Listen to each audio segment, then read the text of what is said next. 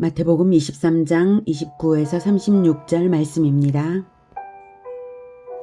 화 있을진저 외식하는 서기관들과 바리새인들이여, 너희는 선지자들의 무덤을 만들고 의인들의 비석을 꾸미며 이르되, 만일 우리가 조상 때에 있었더라면 우리는 그들이 선지자의 피를 흘리는데 참여하지 아니하였으리라 하니, 그러면 너희가 선지자를 죽인 자의 자손임을 스스로 증명함이로다. 너희가 너희 조상의 분량을 채우라. 뱀들아, 독사의 새끼들아, 너희가 어떻게 지옥의 판결을 피하겠느냐? 그러므로 내가 너희에게 선지자들과 지혜 있는 자들과 서기관들을 보내매 너희가 그 중에서 더러는 죽이거나 십자가에 못 박고, 그 중에서 더러는 너희 회당에서 채찍질하고 이 동네에서 저 동네로 따라다니며 박해하리라. 그러므로 의인 아벨의 피로부터 성전과 제단 사이에서 너희가 죽인 바라기아의 아들 사가랴의 피까지 땅 위에서 흘린 의로운 피가 다 너희에게 돌아가리라. 내가 진실로 너희에게 이르노니 이것이 다 이 세대에 돌아가리라. 사랑하는 형제 여러분, 1월 4일 월요일 저녁 묵상에 오신 것을 환영합니다. 예수님의 고난주간 화요일 행적 중에서 회개하지 않는 유대 종교의 지도층인 서기관들과 바리새인들에 대한 심판이 선언되고 있는 중인데요. 화 있을진저라고 저주하는 7화 중 마지막 저주가 29에서 36절입니다. 선지자를 박해한 죄에 대하여 최대의 저주를 쏟으십니다. 산상수훈의 8복 중 최대의 복은 선지자적 박해를 받는 것이라고 말씀하셨죠. 여기서는 선지자를 박해하는 것이 최대의 저주 원인입니다. 최대의 저주가 될 수밖에 없는 것이 이틀 후면 완전한 선지자이신 예수님을 그들이 체포하고 금요일에 죽일 것이거든요. 예수님을 따라 박해받는 것이 최대로 복받는 일이고, 예수님을 죽인 것과 예수 제자를 박해하는 것이 최대로 저주받는 일입니다. 여기서도 고난과 권세가 예수 연합에 있습니다. 예수님의 고난에 연합되는 자는 예수님의 권세에도 연합되는 것입니다. 마찬가지로 그리스도 박해에 연합한 자는 박해자 마귀의 운명에 연합됩니다. 그러니 최대의 저주를 받을 수밖에 없습니다. 서기관과 바리새인들은 선지자들의 무덤을 만들고 의인들의 비석을 꾸미는 취미가 있었습니다. 죽음당한 선지자들에 대해 존경을 나타내어 자기들의 경건을 과시하는 것이죠. 하지만 그들은 당대의 의인이요 선지자였던 세례 요한과도 대립각을 세웠고, 요한 살해에 간접적으로 일조한 혐의가 있으며 또 예수 그리스도를 죽이려고 음모하고 있는 것입니다. 얼마나 위선인가요? 그 주변 마가복음 6장 26절에는 헤롯 왕이 세례 요한을 죽일 때에 왕이 심히 근심하나 자기가 맹세한 것과 그 앉은 자들로 인하여 그를 거절할 수 없는지라 라고 그 앉은 자들로 인하여 심리적인 압박을 받았음을 알 수가 있는데요. 그 옆에 앉은 자들은 갈릴리의 귀인들이 앉았습니다. 귀족층이죠. 그리고 헤롯 왕의 측근들은 헤롯 당원들, 즉 사두개인들이 있었습니다. 유대의 종교의 지도층입니다. 그들이 바로 세례 요한을 죽이는 데에 간접적인 일조를 했다고 느껴지는 그러한 부분입니다. 30절에 만일 우리가 그들이 말을 하기를, 만일 우리가 조상 때에 있었더라면 우리는 그들이 선지자의 피를 흘리는데 참여하지 아니하였으리라 라고 그들이 말을 할지라도, 그 말은 자기들 스스로 선지자를 죽인 자의 자손임을 스스로 증명할 뿐 헛된 위선입니다. 대중의 눈은 속일지 몰라도 그리스도의 심판을 피할 수는 없죠. 그래서 예수님은 말씀하십니다. 뱀들아, 독사의 새끼들아, 너희가 어떻게 지옥의 판결을 피하겠느냐 라고 선언하십니다. 뱀들아, 독사의 새끼들아, 이게 아주 지나치게 과격한 표현이어서 어떻게 예수님이 저렇게까지 말씀하실 수가 있나 생각되실 거예요. 하지만 이 표현은 구속사적인 이유로서 예언의 성취인 것을 나타낸 것입니다. 무슨 예언의 성취일까요? 에덴에서 옛뱀 마귀에게 선언하신 것이 이루어지는 것입니다. 창세기 3장 15절에 옛뱀 마귀에게 이렇게 선언하셨죠. 하나님이 내가 너로 여자와 원수가 되게 하고 네 후손도 여자의 후손과 원수가 되게 하리니. 옛뱀 마귀를 향한 이 선언에서는 대립각을 이루는 두 세트가 있습니다. 바로 마귀와 여자, 그리고 마귀의 후손과 여자의 후손입니다. 에덴에서 마귀는 여자를 속여서 죄를 짓게 만들었습니다. 여자는 마귀의 말을 믿었을 때에 하나님의 원수 편에 선 것이고 하나님의 말씀을 불신했습니다. 선악과 언약을 버렸고 남편도 죄짓게 했습니다. 그래서 징벌을 받아 에덴에서 쫓겨났죠. 하지만 여자는 곧 마귀의 속임수를 알아차리고 마귀를 대적했음을 알 수 있습니다. 마침내 여자의 후손이 왔으니까요. 여자는 언약의 후손을 낳기 위해 출산을 했고 그 출산 행위는 그 믿음의 출산 행위는 하나님의 뜻대로 그리스도를 낳기 위한 남편 사랑, 즉 이웃 사랑이 되었을 것입니다. 그래서 마침내 여자의 후손, 언약의 후손 그리스도가 오신 것입니다. 여자는 에덴의 하와만 아니라 하나님께로 회개하여 돌아와 마귀를 대적하는 백성들, 그들이 곧 여자라는 이름으로 상징된 것입니다.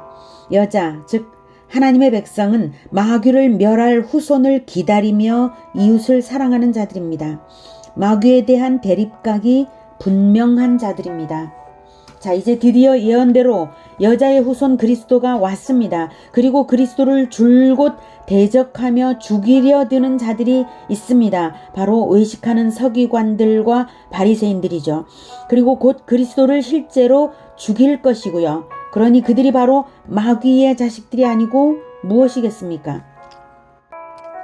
뱀들아, 독사의 새끼들아 라고 말씀하신 것은 그들의 본질을 분명하게 드러내신 선언입니다.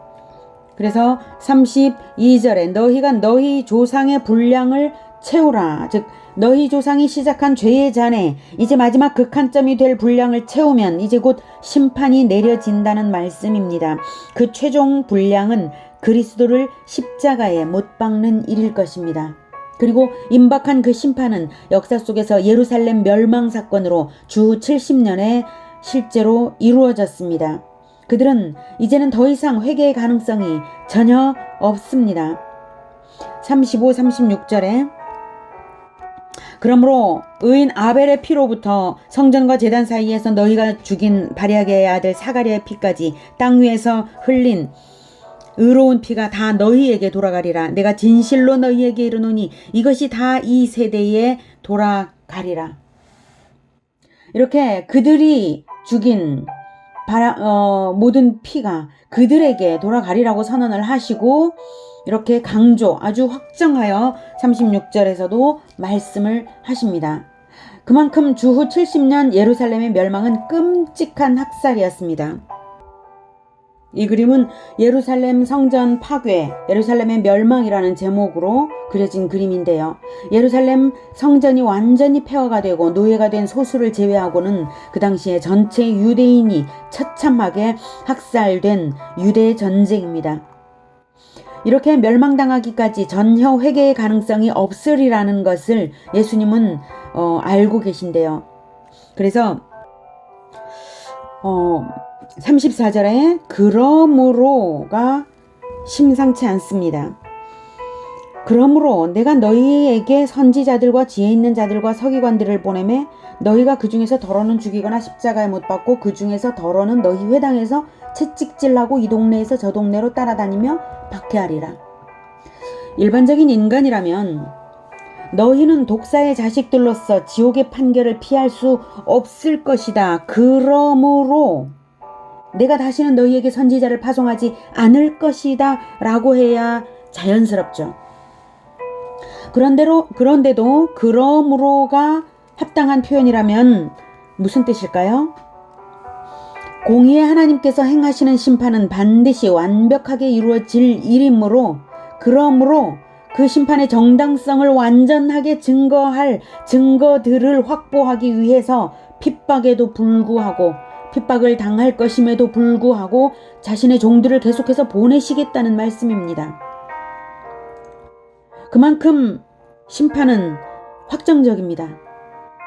그리고 너희들은 내 종들을 죽이고 못 박고, 여기 죽이고 못 박고 또 채찍질하고 따라다니면서 박해할 것이다. 그러므로 이 모든 피가 다 너희에게로 돌아가 너희의 멸망은 결코 피할 수 없는 것이 되었다. 이런 말씀입니다.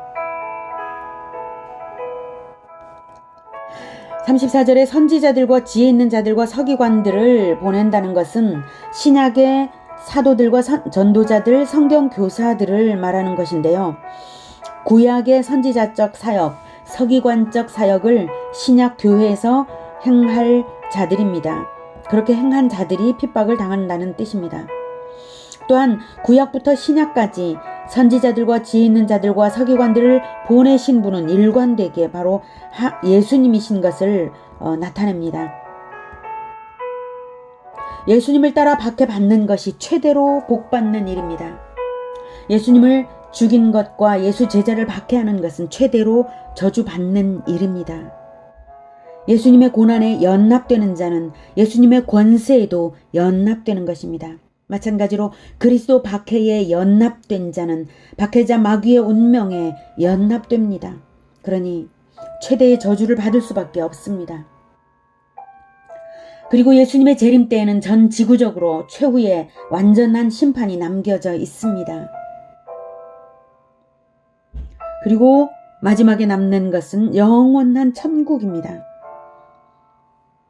그리스도의 대적들은 탐심으로 종교성을 이용하고 자기의 경건을 겉꾸미며 진정한 예수 제자들을 박해하는 사람들입니다. 우리는 오직 어느 편에 서야겠습니까? 비록 십자가에 못 박히고 죽임을 당하고 채찍질 당한다 할지라도, 박해를 당한다 할지라도 우리가 서야 할 편은 오직 하나, 예수 그리스도밖에 없습니다. 오직 지극히 낮은 마음으로 예수님을 따라 복음을 전하며 오히려 박해받는 자리에서 기쁜 마음으로 서야 하겠습니다. 기도하겠습니다. 하나님의 아들 예수님을 십자가에 못 박힘 당하도록 보내어주신 것, 그 은혜를 우리가 어떻게 헤아려 알 수가 있겠습니까? 그러나 다만 우리는 예수님 편에 서서 예수님을 따르며 예수님의 행하심을 함께하며 예수님이 이루어 가시는 그 하나님 나라를 함께 이루어 간다면 그것이 최대의 복이라는 것을 배웠사오니 예수님과 함께 박해받는 자리에 기쁘게 서게 하여 주시옵소서. 예수님의 이름으로 기도드립니다. 아멘. 이어지는 시간은 개인 기도 시간입니다.